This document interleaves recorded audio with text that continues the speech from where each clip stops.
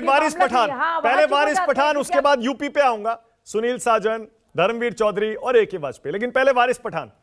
वारिस पठान, सोनिया गांधी अगर तेलंगाना में आ गई, 17-0 कह रहे हैं अभय दुबे, और इधर यूपी में प्रियंका गांधी, राहुल गांधी, मल्लिकार्जुन खड़गे सब उतरेंगे।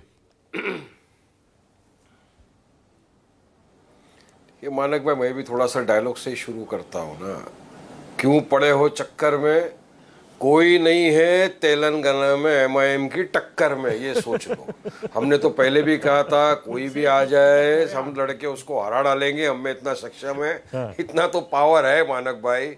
मगर आओ, लड़ना है, संविधान ने सबको अधिकार, जिसको जहाँ से लड़ना है लड़े। मगर तेलंगाना में मजलिस का काम बोलता है, जो 50-52 साल से जो काम किया है लोगों के लिए, एजुकेशन में, लोगों की पब्लिक सेफ्टी के लिए, हेल्थ के लिए, हॉस्पिटल जो बनाए, वो तो पब्लिक देखेगी ना वोट डालने के पहले। और अभी भी हमको कोई नुकसान आप तो नहीं, सिर्फ हम ओवैसी साहब को जितवा पाएंगे, हम तो जीत गए, हमने उसके तो अलावा कांग्रेस को क्या हरा करेंगे? दिया है। तो एक ही सीट पे तो लड़ रहे हैं वहां पे। हाँ। एक ही सीट पे अरे लड़ तो रहे आप हैं जीत सर, जाइए, हम बाकी अपने 16 दे लोकसभा दीजिए, बाकी 16 तेलंगाना कांग्रेस की में। हैं। और असद सोनिया ओवैसी गांधी साहब- उतर गई तो जादू चलेगा फिर सोनिया जी का। अरे हम नहीं, किसी का, अरे जादू जिसका चलना है चलेगा, लेकिन असद ओवैसी का तो जादू जो चलने वाला है तेलंगाना में, आप हम सब देखेंगे। मार्जिन के साथ वो जीतने वाले हैं इस मर्तबा भी, क्योंकि हम तो मानक भाई 3 ही सीट लड़े थे पिछली मर्तबा भी लोकसभा के अंदर, आपने तो देखा था। तेलंगाना में लड़े, औरंगाबाद में लड़े, बिहार में, 3 में से 2 पे हम जीत गए। औरंगाबाद में तो हमने 4 टर्म का जो बीजेपी सेना का सिटिंग एमपी था उसको हरा दिया। तो हमें सक्षम है, ताकत हराने की बीजेपी आरएसएस को, हम तो हराएंगे। तो यूपी में जा रहे हैं इस बार बीजेपी को जितवाने, यही है, वारिस पठान। किसी भी तरह मोदी तीसरी मर्तबा प्रधानमंत्री ना बने। बीजेपी को हम तो हराने जाते हैं ना। देखिए, जो हम पे इल्जाम लगाते थे, आज क्या हुआ?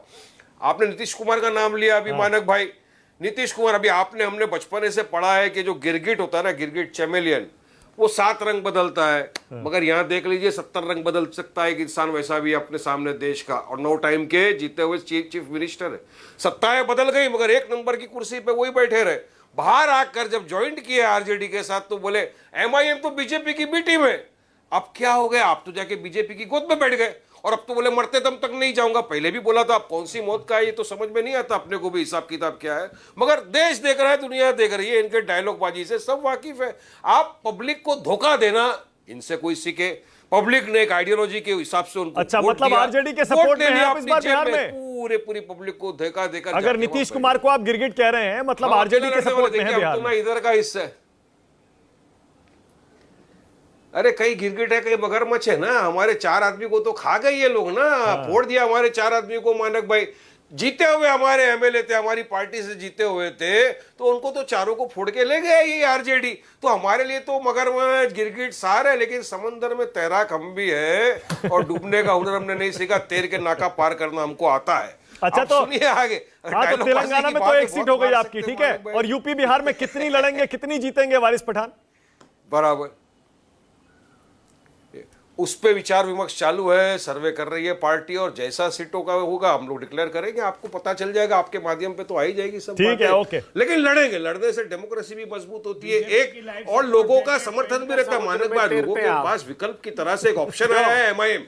आज तक यही सेक्युलर पार्टियां थी। अभय दुबे जी आजकल बनते हैं।